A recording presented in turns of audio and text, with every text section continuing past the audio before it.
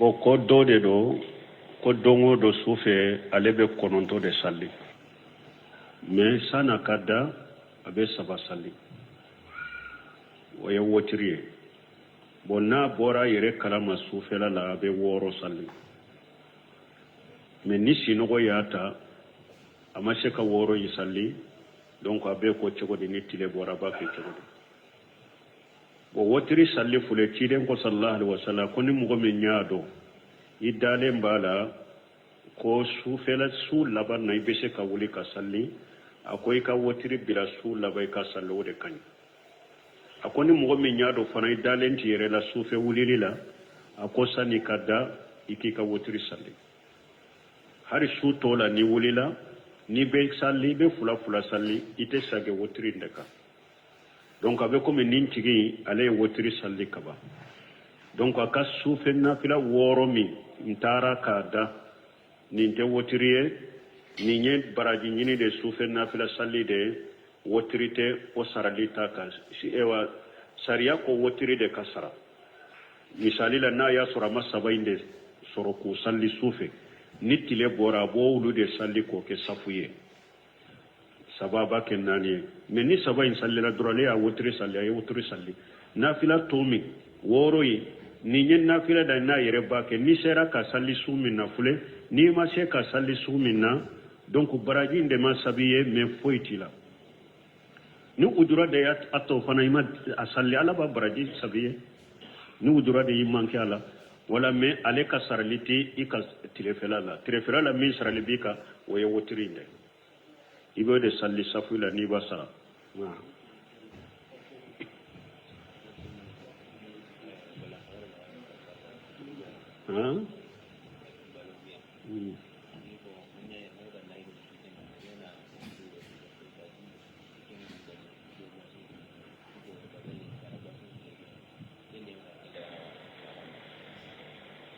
bon nunu anye nunu fo ko ba pew kanu nyin kali mise unati kamugo sugula ko bon silama nyuma yere nimbalo ko min fulen ni ko do ko balon de do ko ale ewa ya foko ni mugo do ganyana wa ko ale be ko do de ko ale ma eko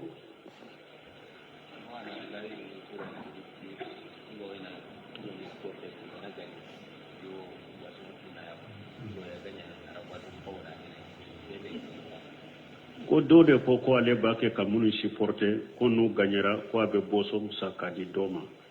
ko ganyara ye bosom sakadi alema ko ala reka minawa bo folo ambe min fo fulan ko silamu fule ku yere sugula ni nimbalo supporter ni nyere ni nye kaka wakati de tinyafu silama ala yi dade ala bato de kama ay hamina ka ala bato anaka hamina ka wajibu ya ka yere sugula nu uluye ka bon ni tironke nuna e pabe munun fana supportete fonna gagnera ebe boson sakadi doma iba sorolu e kafirude abaki ka munun supporte ka nisonjanu ka gagnene ni fonye ku kanu addu sukun kono kafirude do ate daga silama fana ka kafir kanu addu sukunna o be tashi de ke ka silama yerela la tajidu qawm yu'minuna billahi wal yawmil akhir wa duna man hada Allah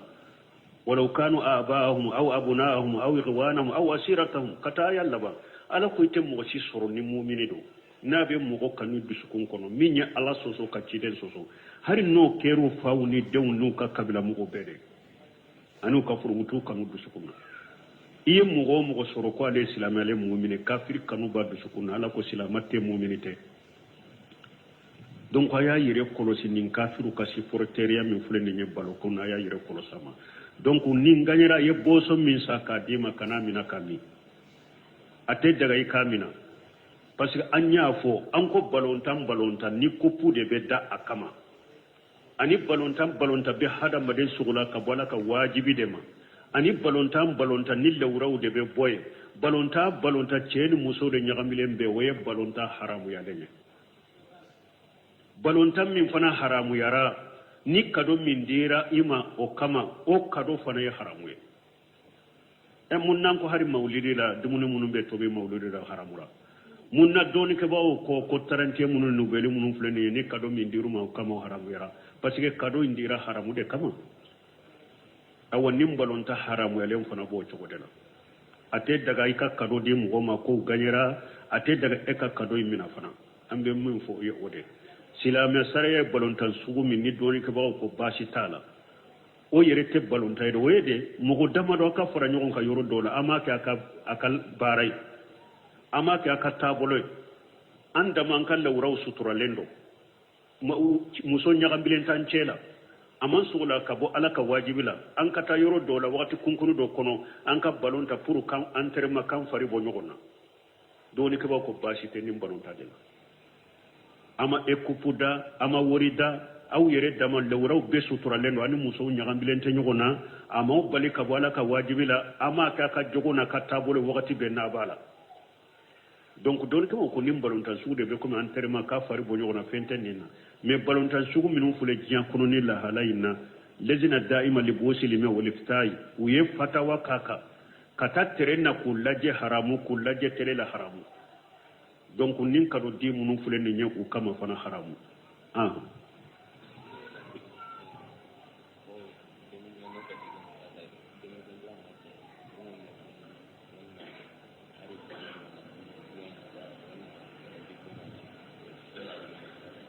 bon min nyen kali fula de fula ne nunun be jabiran ka keso kono ya na ya soro be nyen kali be dersu nunun la meni hakile ko mun nye juma do jumatu mubaraka delele ta la qur'an sunna la lesirite nununa juma ka sabe kata nyogo me rejo soso la jumatu mubaraka lesirita la dinala bidew de do bon sanyele mon nasaraw ka sanyele mon donc ka nyogo foni nyogo sambe kala haramu no bul khaymu ko binti faqil ulama nasaraw ka sanyele mon nouvelle no tarante ko be nyogon fo ola abe nyogon sambe ola waya haramu de doni ko be benaka ban bul khaymu ko niye mo go min fo tarante kama iya fo ode kama ube nouvelle kama akoy ka junubu be ko min mo go min yesujudu bi bore ika junubu ka juguni jeniya kelata ya ka juguni dolominata ya akoy tabe ko min yesujudu bi bole parce que 30 munu fule ni boli bato de do utay sayre ka dina ko munun tumbe na sara nu bora la uba kalamo boli mi nyirebe so 30 boli mi nyirebe so uba de sayra mo la rejo so so la boli bato de do e hari ni e wa awta do ko boli bato do 30 ko roye munye isa ka sanyele matia ko isa wololi bo uluko ko ala dende ye isa bo uluko bo fetila islama fule kan nisonja ka panka purti comme do babu ay pa ka purti ipanna ka purti ko dembe ala boro panka purti panna ka purti ala ka den soro de la parce que luko isa de ala ko ala de isa wolo ko isa den ala dende isa bonni o ko bo o wolo li feti law ebe ala ka denya soro le ka feti de la ala ka silamu la famu ka dinala ala kan ko sikantanga donc mo kana mo fo odi ato bun khaymu ko niye mo fo nununa ka sambe ka salima fo ola ko be ko mi yesu judu bi bolé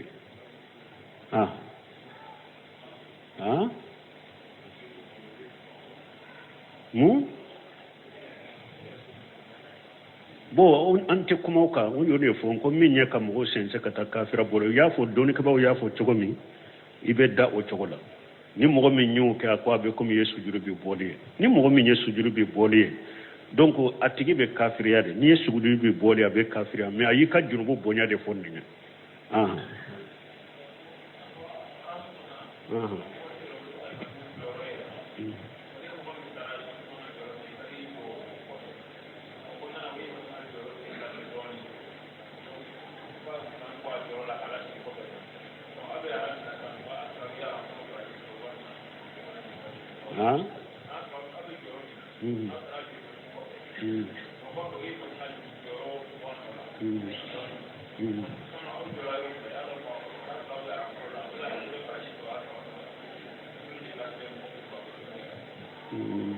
bo te wala kulli halini Allahu alam ko ni awnana ko mi haramu law gal mamu jo yoro yelema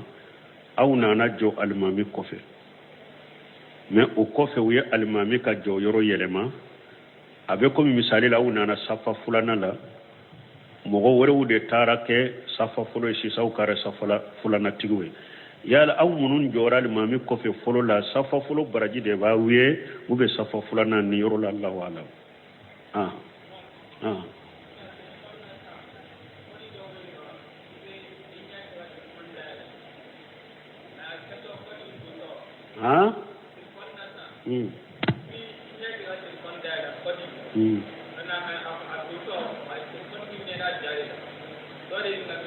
ko abe munte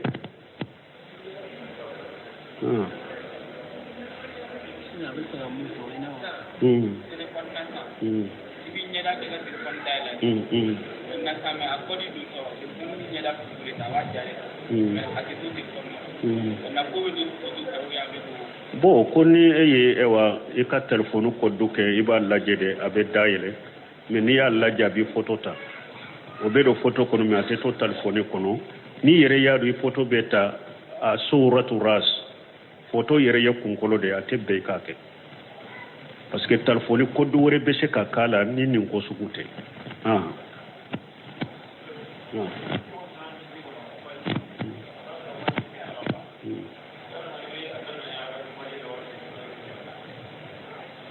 asoro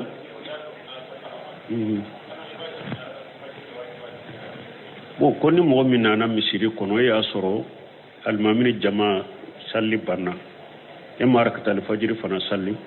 iba damina sogoma salli ndela ube arakata alfajiri de be salli folo ibe arakata alfajiri de salli folo o kofe ube na sogoma farda salli wakati koni ni arakata alfajiri ni sogoma salli tarakida ni busara hari ni tile borade iba damina arakata alfajiri de folo o kofe kana sogoma fardala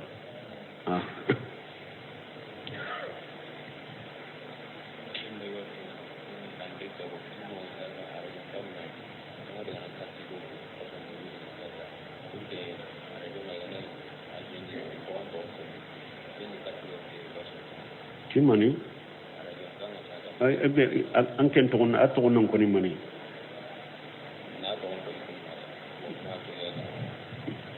karakter nde tanako ne mi nyinin ka donc nunu nyinin ka liuna faka dukanka ko dode ko arajo so ko be ta karti dode ta radio so la ko arajo dayele bi itofo pour ki tofo ko ki tofo mun na ko le mado donc wallahu wala mun tse nunu jami wa alaikum salam agado dilli kana muqassasa angani hatume keni yagana kasne ni yagana kasne ni manye ana diga sagandi annai angana mano ke kana ko ni ga nen tirini yagana kaske annai ga nan burun bo yere ben ninjabu do kaba yere ben ninjabu do kaba c'est pas la pela kanyinu nyinin kadu do koni etara sugula ka muso folo ani ka muso fulana ye dumuni sabuye donc me minye muso fulana ta aya fo chomi ka konyo muso iyo dumuni nyuman sabuye minye kamwewa muso korobai folo o ka dumuni manyi ko be chogode ciden ko ma kana lahu muratani fama la ilaha illa huwa jaa yawm al-qiyamati shiqtuhu mailu ciden ko mogo ni muso fula bi bolo ube sawu be nani jengena kata kelema ka kelento ya ko qiyama do ikere jengale de bena qiyama keneka bebi lebule nye folo nye ki lebu de folo qiyama kene mogo be ka do folo ja nintilelen tunta ka muso ni nyogonje woni ka sara la garawte kelenya de nye ki lebu de folo harisa na chogo de la ja yawmal qiyamati wa hadu shiqaihi saqitu ci don ko ibna qiyama do ni be na iba sori kere do nyere tigera ka boyla ire ini kere kelende be ya qiyama keneka min be jenge muso ni nyogonje ala kan sikantanga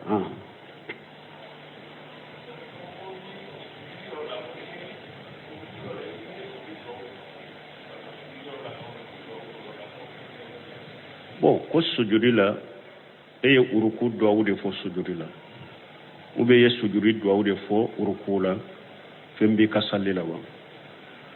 na ya suru eye kumbele minan do min kan ka fo sujudi la yo de fo kumbele minala me hakili mana ka fana ka kumbele mina fana ka sagi ka kumbele mina fana ka do yin foye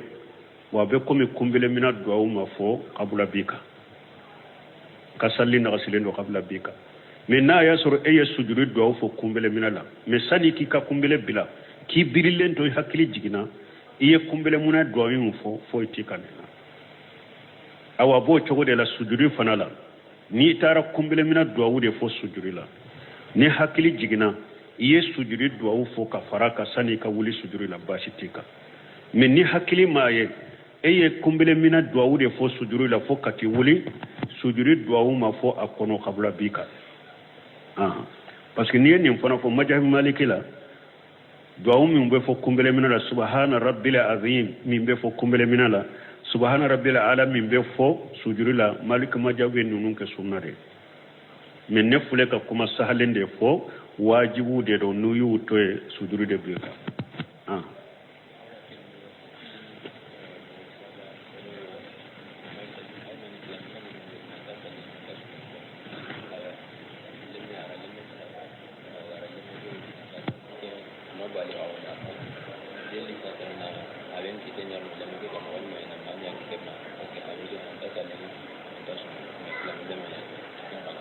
amaga po nu nyen kalim minke ko ni mo do ye den soro silama den de ale yere mi ate sallate su mi afurmu so fana be silama de do bo ko ni o den fatura ka soro de ma baligo ya dembe konte silama de parce que den fule awa silamiya yorola bange baga fula min kanya be konte o de fanfela la ni dembe sisa abe baye silamai faye kafiri silamiya yerola na afatura mabaluya amba konte baka silamiya de la silama de do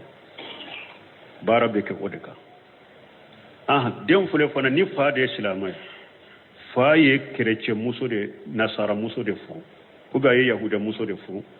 baye kafiri faye silamai ni dem fitini sarama balu yamba konte fa fam filale da silamiya donc dembe konte bange baga fula koni silamiya la nyuma ye minye abe konto refe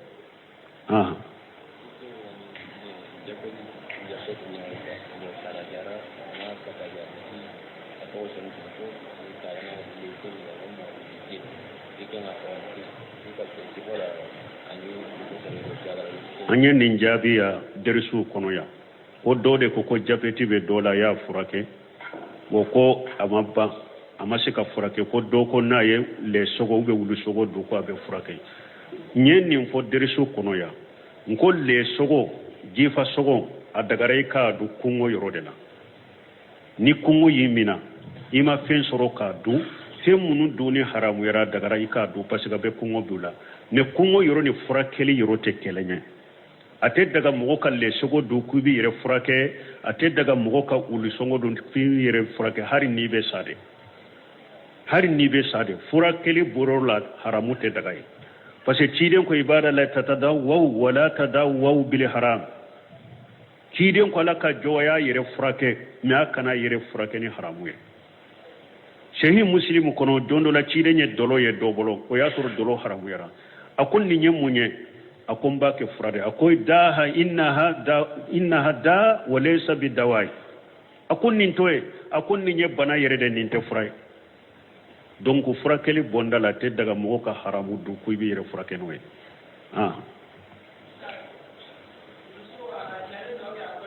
ulle so haramu ya lende do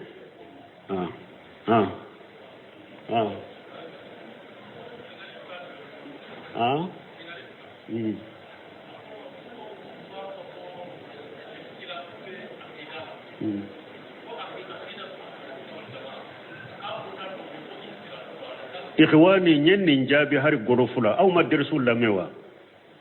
bo ko sugu do ba ya yire kolosi woyem tinyali kelaw de ka hakilina dina kono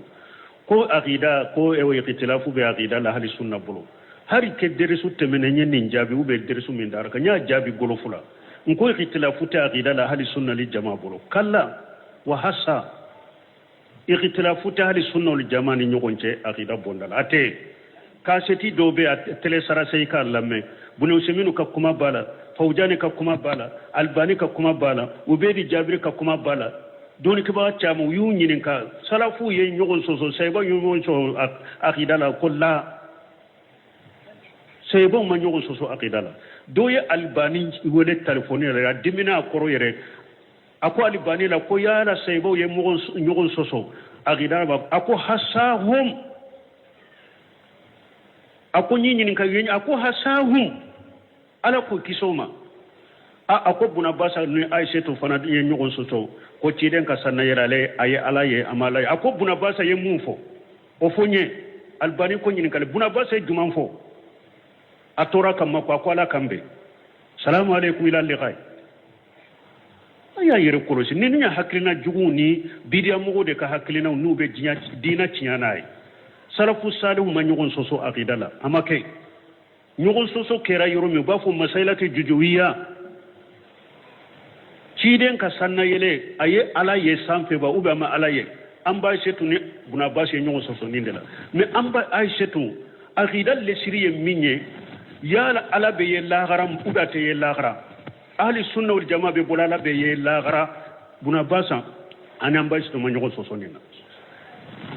ko ala be ye lagara mu'minu be ala ye lagara buna basa ni ay shetu ma nyogo soso nina le siriye ninde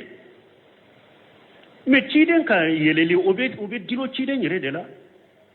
o te dilo aqida le sili la obe dilo ciden yere de la yala ciden de yayi uba mai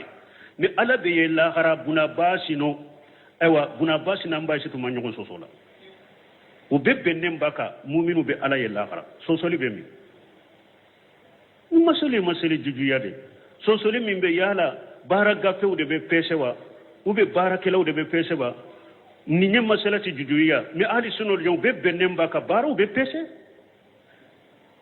sosoli bu bolo lawa donc bugo kan nunun korosi ak sosolite aqida la bugo kan nunun korosi sosolite aqida la har buna basinta ani ambaishetu ta inde ka kene parce que nana sey muslimu kono uye am e wacide nyini ka yala ye alaye ako nuru anni arahu ako le noro de nebe woye chokodi na cogodo la nuru anni arahu ne loro de ne malaye ciden ka sanna yele sanfa ma alaye ni ka hadam maden to ka janya na ma yale ta alaye me ahli sunna wal jamaa benem baka sosoliti nu nyogon ce mu'minu be alaye lagra kuma be ni nyoro de la fo akan nunu de fam kasoro to ewa salafu yudobe buna basa ni ambashi to ka kuma fara nyogon ka yoro dola ko ni buna basa ko ciden ma alaye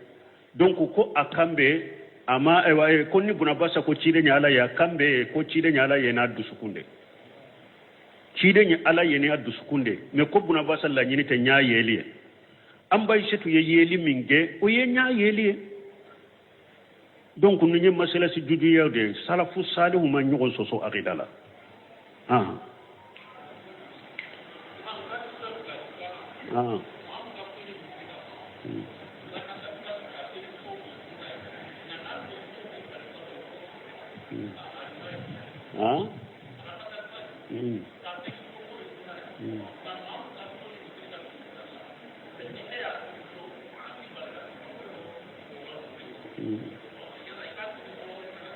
bon ni te se ko be fara nyogon ka kon ni ewa araktal fajiri aka salli sokono o de kani mais ni ya salli sokono ite safa fulo baraji soro o be chogode bo arakata salli fajiri salli min fule sokono o ma kire ne araktal fajiri drone o kere ya de ciden ko de konna fila be kanyi ka sode kono ni fardate bo safa fulo fana ta fula le kere ya de safa fulo baraji kere ya de ni nana do ibo soro ni mana ito soro donc don ki ko ni te seka ewa arakata fajiri salli ka sokono kana be safa fulo ma na ika safa fulo soro har ni arakata sori salli misiri kono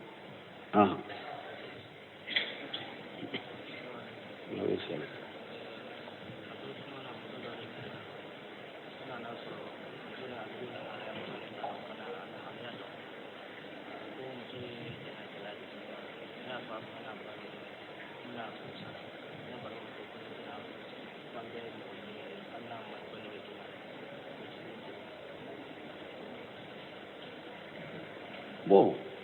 ko ale ye muso do de furu ko ale tunte muso jogodo ko ale nana do ko muso ye jene kala de ko ale ko abe muso furusa ko abana fa ko kana muso furusa ko ambe min fo doni ke ba ko de ni yere sani ka muso furu na dona ni jena yaye ala ko kanu de furu wajaniya la ha wazani la yankihu ni aya foli na drabbe be nyagambi ala ko de ko e wajene yakela chema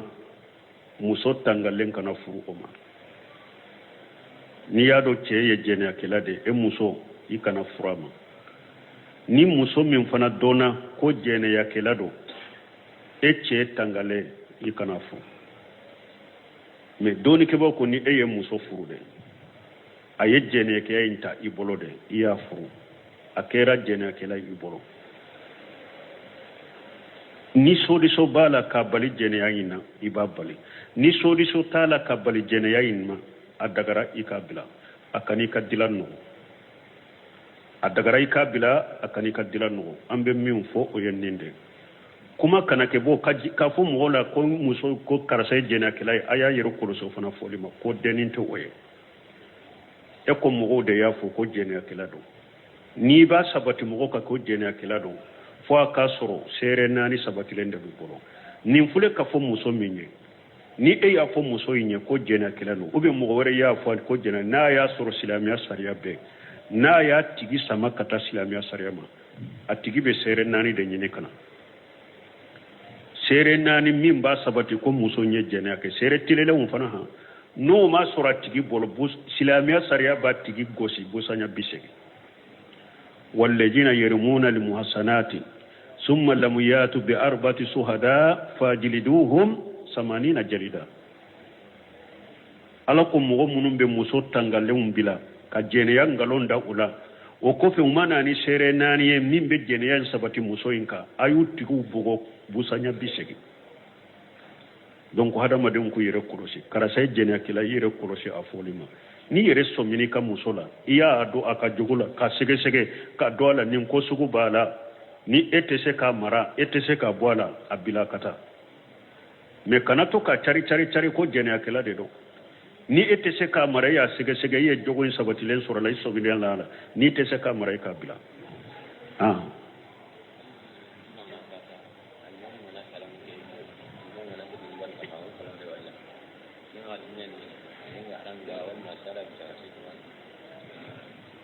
minye ewa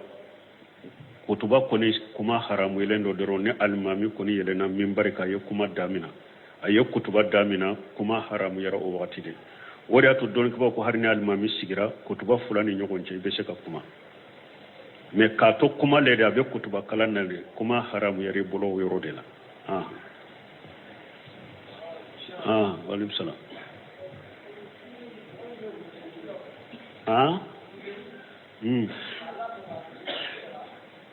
ka ko ka wulu denilla mo ka fore o be daga ko fula be nin kono wulu marali yere folo ci de nyella hala sabadoronde fo wulu be se ka mara o de kama folo ni e be sigilembe kungo kono na de la e be kungo kono sogo de nyini kungo sogo e be balo o de la sogo munu fagari dagara kungo kono sogo la e be balo o de la iye wulu mara kala dege minalila puro e ka toka sogo minanai basi to la ci dembe ko wulu be se ka mara nin kama ube afulana eye foro tigide ika foro be yoro mi kungo konona da tinyali feum be ni ka foro tinya Allah ta ko fe ye wulu bilala pura na ke sababu ye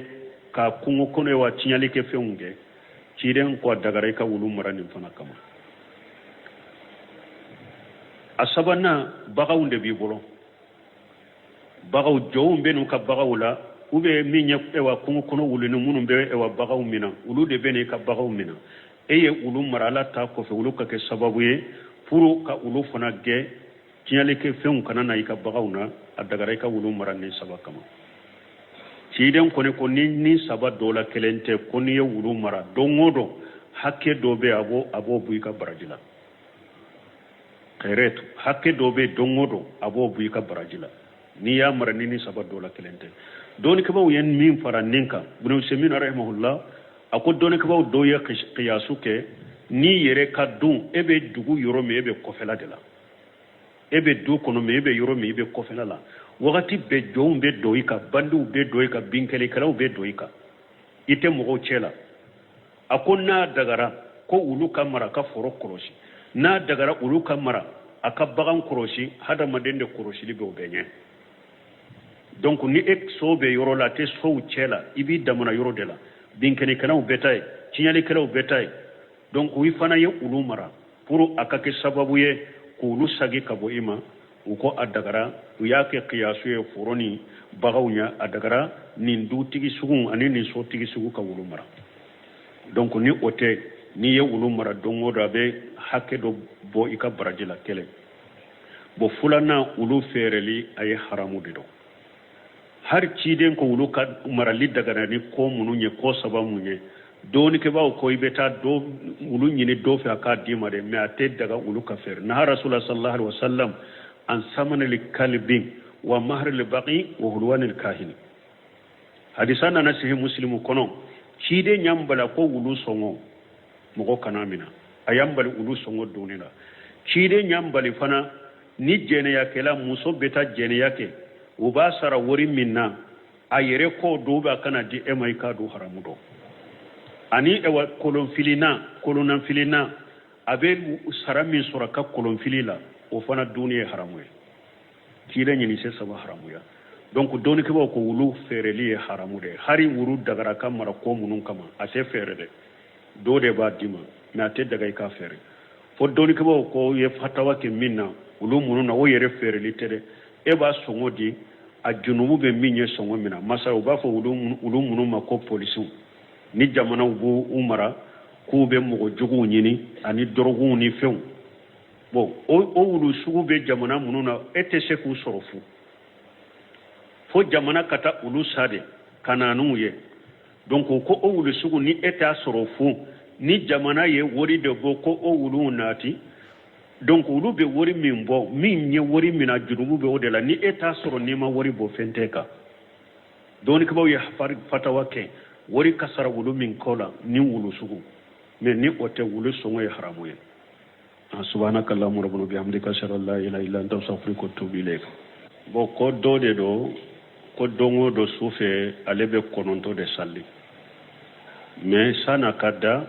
abe saba salli o ye wotiriye bo na bora yere kalama sufe la abe woro salli mais ni sinogo yata amase ka woro yi salli donc abe ko cegodi ni tile bora ba ke cegodi bo wotiri salli fule ciden ko sallallahu alaihi wasallam ko ni mugo men nyaado idale mbala ko sufela su laban na ibese ka wuli ka salli akoy ka wotiri bila su labai ka salli wode kan akoni mugo men nyaado fana idale ntiyere la sufe wulilila akosani kada iki ka wotiri salli hari su tola ni wulila ni be salli be fula salli ite sage wotiri ndeka donc avec comme nintigi ale wotiri salli kaba donc aka sufe na fila woro mi ntara kada ninte wotiriye ni nye baraji nyini de sufe na fila salli de wotirite o saralita ka ewa sariya ko wotiri de kasara misali la na ya sura masaba inde soro ko salli sufe nitile bora bo wulu de salli ko ke safuye sababa ke nani mais ni saba in salli la drole ya wotri salli nafila tomi woroi ni nyen nafila da na yere ba ke ni sera ka salli sumi na fule ni ma se ka salli sumi na donc baraji inde ma sabiye mais foitila ni ujura de ya ato fana ima asalli ala ba baraji sabiye ni ujura de yimanke ala wala me ale ka saraliti ika tirefela la min saralibika wo ye wotirinde ibe de salli safu la ni basara